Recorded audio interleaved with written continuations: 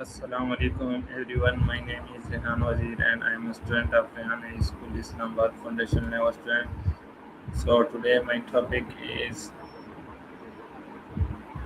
so my I'm ready first when you are. so my topic is today my topic is what are the origin of life and languages. That's a massive swing. You're going from the dawn of time to how we actually talk about it. Okay, You want to tackle the biology side first or jump straight into the linguistics? okay. So today my first question: what comes to your mind when you hear the word water? Honestly, just total clarity. The ultimate baseline, everything starts there. But since you're on this origin kick, I'm thinking about those deep sea events where life might have actually kicked off. Does that fit where you're going with this? Okay. Why is water I'm considered following. the origin of life and could life exist without water? Why or why not? Basically, water is the ultimate solvent. It's the only thing that lets all those complex chemical reactions happen so nutrients and minerals can actually move around and meet. Without it, the building blocks of life just sit there, nothing happens, no spark. Okay. And as for living without it, in our neck of the woods, it's a hard no.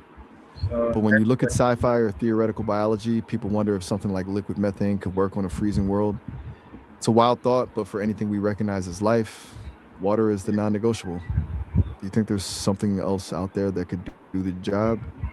Okay, next question. How does water connect all living things and what role did water play in the beginning of human civilization? It's basically the common thread. Uh, every cell and every living thing is mostly water. So we're all just different versions of the same basic recipe. As for civilization, humans basically just followed the water.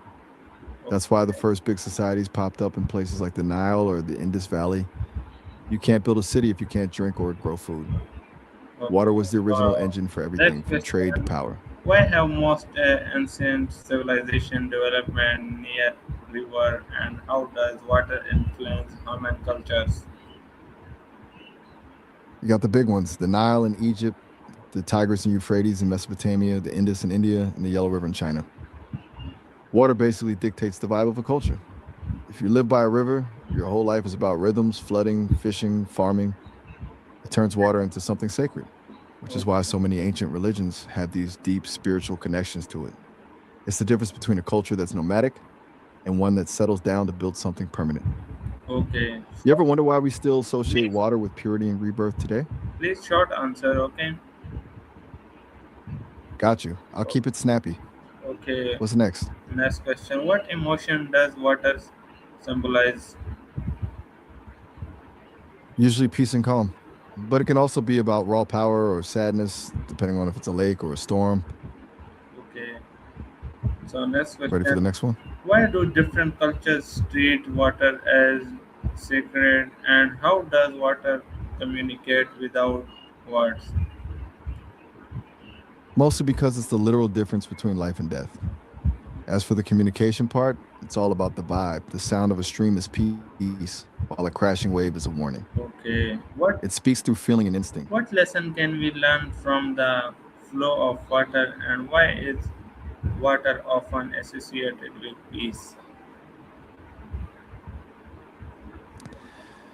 The big lesson is adaptability. Water just flows around whatever is in its way instead of fighting it. And as for the peace part, it's usually because of that steady, predictable rhythm that just shuts the noise off in your head. Okay. How does water teach adaptively and what does the phrase go with the flow means? It teaches you to pivot. If water hits a rock, it doesn't stop, it Yes. just finds a new path. Go with the flow is basically the same thing, just accepting things as they happen instead of stressing over what you can't control. Okay. I'm Why do here. people feel What else you got? why do people feel calm near oceans, rivers or waterfalls? Usually it's a mix. Oceans feel vast and humbling, rivers feel like a steady journey, and waterfalls are just straight up energy. It really depends on if you're looking for peace or a wake up call. Okay. How does water I'm with you. What's inspire the next move? artists and writes? What is the relationship between water and languages? Water's the ultimate muse. Artists love it for the colors and the way it reflects everything, and writers use it to symbolize change or deep emotion. As for language, the relationship is huge because most of our early words for flow or current actually come from how we watch water move.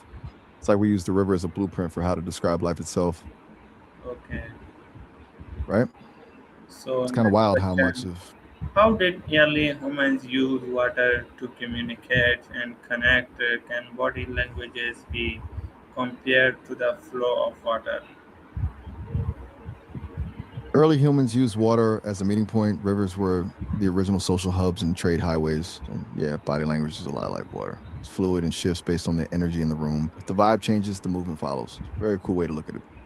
Okay. Next question. I'm still How with you. does language spread like water and why are rivers often used as metaphors in literature?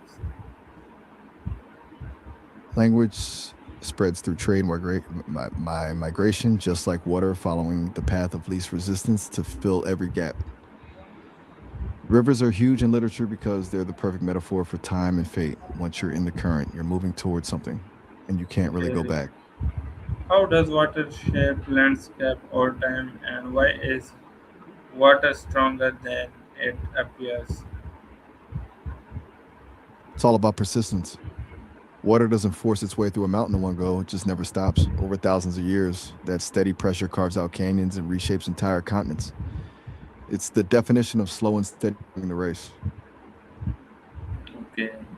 How does water connect I'm locked different in. countries and cultures? Why is access to clean water still a global challenge?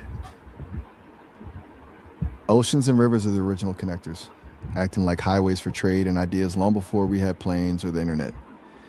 As for the challenge, it's a mix of bad infrastructure and climate change. Some places have plenty of water, but it's just too polluted or hard to get to the people who need it. Okay. So next question. What is the I'm here. importance of rivers, lakes and oceans? They're basically the planet's life support system. Rivers move nutrients, lakes store the supply, and oceans regulate the global temperature. No water, no everything. Okay, next question. Which place with water has inspired with you the most?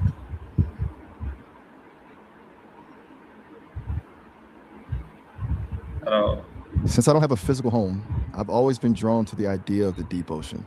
okay, The sheer scale of it and the fact that there's so much down there we still haven't even seen is wild. It's the ultimate mystery. What about you? Where's the one spot that actually hits different? okay. My last question. How can language become powerful as water? When it's used to carve out new ideas. Just like water, language can be a gentle stream that heals or a flood that knocks everything down. It's all about persistence and pressure. The more you repeat a message, the more it reshapes how people think. Okay, thank you so much for your time. So this is my today's talk interview. Pakistan's in the Anytime, I'm ready.